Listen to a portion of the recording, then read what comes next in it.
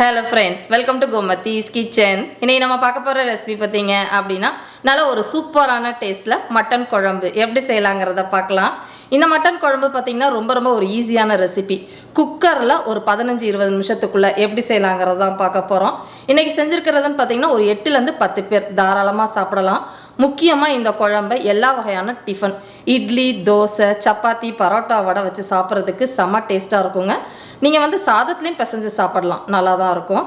இதே மாதிரி பார்த்தீங்கன்னா நம்ம சேனலில் செட்டிநாடு மட்டன் குழம்பு, மற்ற சிக்கன் குழம்பு வகைகள்லாம் போட்டிருக்கிறேன். அந்த ரெசிபியோட லிங்க் எல்லாமே தனித்தனியாக கீழே டிஸ்கிரிப்ஷனில் இருக்குது, விருப்பப்பட்டால் செக் பண்ணி பாருங்கள். இப்போ வாங்க இந்த மட்டன் குழம்பு எப்படி செய்யலாங்கிறத பார்க்கலாம். கோமதிஸ் கிச்சனை சப்ஸ்கிரைப் பண்ணாதவங்க சப்ஸ்கிரைப் பட்டனை ப்ரெஸ் பண்ணிக்கோங்க. உடனுக்குடனே அப்டேட் வேணும் அப்படின்னா பக்கத்தில் இருக்க பெல் பட்டனில் ஆல்ங்கிற ஆப்ஷனை மறக்காமல் ப்ரெஸ் பண்ணி வச்சுக்கோங்க. இப்போ இன்றைக்கி இந்த மட்டன் குழம்பு செய்கிறதுக்குன்னு பார்த்தீங்கன்னா நல்ல எல்லாம் ஆட்டுக்கறியாக 1 கிலோ அளவுக்கு வாங்கி நல்லா சுத்தப்படுத்தி வச்சுருக்குறாங்க. இதை கழுவுனதுக்கப்புறமா அந்த கழுவின தண்ணியை நல்லா புழிஞ்சு எடுத்து வச்சுக்கோங்க. அப்போ தான் அந்த மட்டன் வேகிறப்ப நல்லா டேஸ்ட்டாக இருக்கும். இப்போ குழம்பு செய்ய ஆரம்பிச்சிடலாம். குழம்பு இன்றைக்கி குக்கரில் தான் செய்ய போகிறோம். அதுக்காக குக்கரில் ஒரு 3/4 டேபிள் ஸ்பூன்லேருந்து 1 டேபிள் ஸ்பூன் எண்ணெய் சேர்த்துக்கோங்க.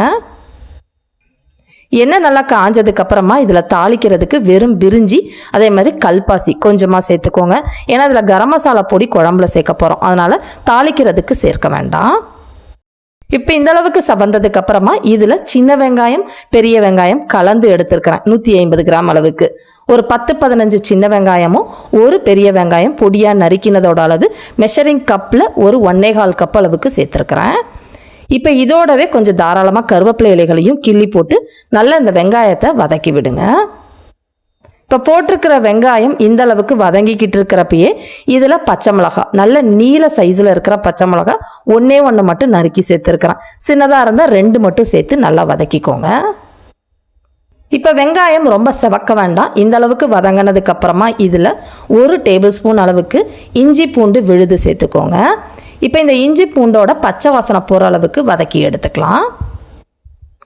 இப்போ இந்த அளவுக்கு பச்சை வாசனை போய் வதங்கினதுக்கு அப்புறமா இதில் ஒரு 1/4 டீஸ்பூன் அளவுக்கு மஞ்சள் பொடி, 1/2 டீஸ்பூன்லேருந்து 3/4 டீஸ்பூன் அளவுக்கு காஷ்மீரி மிளகாய் தூள் போட்டு நல்லா வதக்கி விடுங்க.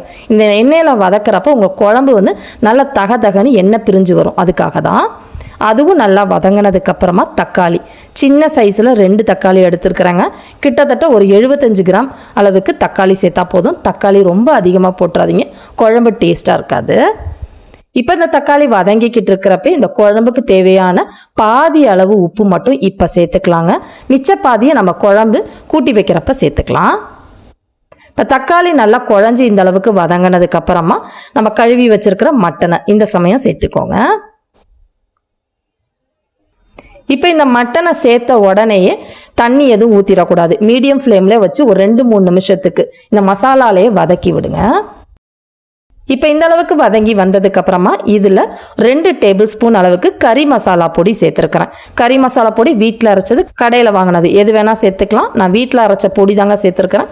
ரெசிபி லிங்க்கு கீழே டிஸ்கிரிப்ஷனில் இருக்குது, செக் பண்ணி பாருங்கள். இதுலேயே 2 டேபிள் ஸ்பூன் அளவுக்கு குழம்பு பொடி சேர்த்துக்கலாம். கறி மசாலா, குழம்பு பொடி ரெண்டுமே இல்லாத பட்சத்தில் என்னென்ன மசாலா பொடி சேர்க்கணும்னு வீடியோலேயே கொடுத்துருக்குறேன் பாருங்கள். அந்த மசாலா பொடி அளவுகளோட சேர்த்துக்கோங்க, சரியாக இருக்கும். இப்போ இந்த மசாலா போட்டதுக்கு அப்புறமா அதோட பச்சை வாசனை போகிற அளவுக்கு மீடியம் ஃப்ளேம்லேயே வதக்குங்க. இப்போ தண்ணியும் ஊற்றக்கூடாது, மசாலாவும் கருகக்கூடாது. இப்போ இது வதங்கிக்கிட்டு இருக்கப்போ மிச்ச உப்பு, அதாவது ஏற்கனவே நம்ம தக்காளி வதங்குறப்போ 1 டீஸ்பூன் போட்டோம். இப்போ 1-லேருந்து 1.25 டீஸ்பூன் உப்பு போட்டு வதக்கி விடுங்க. எடுத்தோடனே தண்ணி ஊற்றணும் அப்படின்னா மட்டன் ரொம்ப டெண்டராக டேஸ்ட்டாக இருக்காது. நல்லா அந்த மசாலாலே வதங்கிட்டு அப்புறம் தண்ணி ஊற்றினோம்னா ருசியாக இருக்கும். இப்போ பார்த்தீங்கன்னா தண்ணி எக்ஸ்ட்ரா எதுவுமே ஊற்றலை. வதங்க மட்டன்லேருந்து நல்லா தண்ணி விட்டு இந்த அளவுக்கு வந்திருக்குது. இப்போ தேவையான அளவு தண்ணி சேர்த்துக்கலாங்க. தண்ணின்னு பார்த்தீங்கன்னா நல்லா கொதிக்க இருக்கிற தண்ணி கிட்டத்தட்ட ஒரு 3-லேருந்து 4 கப்பு சேர்த்துருக்குறேன். மட்டன் முழுகிற அளவுக்கு சேர்த்துருக்குறேங்க.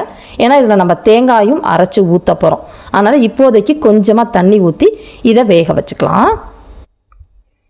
இதை வேக வைக்கிறதுன்னு பார்த்தீங்கன்னா ஒரு 3/4 வாசி வேகிற அளவுக்கு தான் அவிச்சு ஃபஸ்ட்டு எடுத்துக்க போகிறோம். அதுக்கு குக்கரை மூடி ப்ரெஷர் வச்சுட்டு மீடியம் ஃப்ளேமில் 3-லேருந்து 4 விசில் மட்டும் விடுங்க. இது வெந்துக்கிட்டு இருக்கப்பே ஒரு தேங்காய் விழுது ரெடி பண்ணிக்கலாம். இந்த தேங்காய் விழுது அரைக்கிறதுக்காக மிக்ஸி ஜாரில் அரை கப்லேருந்து 3/4 கப்பு, அதாவது சின்ன மூடி தேங்காவை 1 மூடி தேங்காய் துருவி சேர்த்துக்கோங்க. கூடவே இதில் ஒரு 5-6 முழு முந்திரி பருப்பாக சேர்த்துக்கலாம். முந்திரி பருப்பு வேண்டாம் அப்படிங்கிற பட்சத்தில் அரை டேபிள் ஸ்பூன் அளவுக்கு பொட்டுக்கடலை சேர்த்துக்கோங்க, நல்லாயிருக்கும். அடுத்ததாக இதில் 1 டீஸ்பூன் அளவுக்கு கசகசா சேர்த்துருக்குறேன். கசகசா இல்லாத இடத்துல இருக்கிறீங்க, வெறும் முந்திரி பருப்போ இல்லை பொட்டுக்கடலை மட்டும் சேர்த்தா போதும். கொஞ்சமாக தண்ணி விட்டு அரைச்சிக்கோங்க. இப்போ பார்த்தீங்கன்னா அரைச்சி எடுத்துகிட்டு வந்துட்டேன். கிட்டத்தட்ட அரை கப்பு தண்ணி ஊற்றி அரைச்சிருக்கிறேன். இதில் சின்ன வெங்காயமாக இருந்துச்சு அப்படின்னா 3 சின்ன வெங்காயம், நான் பல்லாரி போட்டிருக்கிறதுனால 1 பெரிய வெங்காயம் சேர்த்துருக்குறேன். இதை வந்து கொஞ்சம் குறப்பாக அரைச்சிக்கோங்க, நைஸாக அரைக்க வேண்டாம். இந்த மாதிரி பச்சை வெங்காயம் அரைக்கிறப்ப குழம்போட மனம் சூப்பராக இருக்கும். கட்டாயம் ட்ரை பண்ணி பாருங்கள். இப்போ பார்த்தீங்கன்னா 4 விசில் வச்சுருந்தேன். ப்ரெஷர் நல்லா ரிலீஸ் ஆகிடுச்சு. ஓப்பன் பண்ணி பார்த்துடலாம். மட்டன் முடிஞ்ச அளவுக்கு 3/4 வாசி மட்டும் வேக வச்சுக்கோங்க. ஏன்னா நம்ம திரும்பவும் குக்கரை மூடி தான் வேக வைக்க போகிறோம். இப்போ அதுலேருந்தே தண்ணி விட்டு, அதாவது மட்டன்லேருந்தே தண்ணி விட்டு குழம்பு உங்களுக்கு இந்த அளவுக்கு வந்திருக்குது. இப்போ இந்த சமயத்தில் அரைச்சி வச்சுருந்த அந்த தேங்காய் விழுதை சேர்த்துக்கோங்க. தேங்காய் விழுதில் பார்த்திங்கன்னா முந்திரி பருப்பு கசகசலாம் போட்டுக்கிறதுனால குழம்பு நல்லா கெட்டிப்படும். அதனால் இந்த சமயத்தில் தேவையான அளவு தண்ணி சேர்த்துக்கலாம். தண்ணி கட்டாயமாக கொதிக்கிற தண்ணி தாங்க இப்போ சேர்க்கணும். பச்சை தண்ணி சேர்த்துட்டிங்க அப்படின்னா குழம்பு ருசியே உங்களுக்கு மாறிடும். இப்போ நான் வந்து பார்த்திங்கன்னா 1/2 கப்பு தண்ணி ஊற்றிருக்கிறேன். இதில் கடைசியாக 1 டீஸ்பூன் அளவுக்கு கரம் மசாலா பொடி சேர்த்துக்கோங்க.